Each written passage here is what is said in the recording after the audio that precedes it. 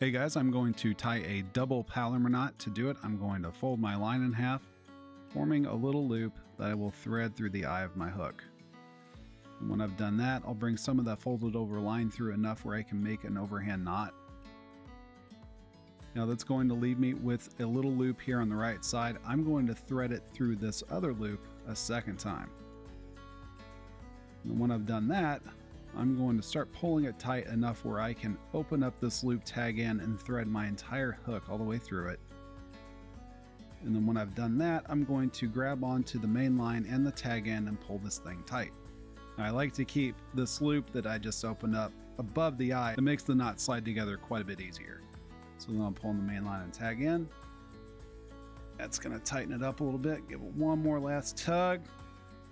Trim the tag end, and that's how you tie a double Palomar knot. If you guys want to learn how to tie other fishing knots, I've got a whole playlist you can check out. I hope to see you over there. Thanks for watching.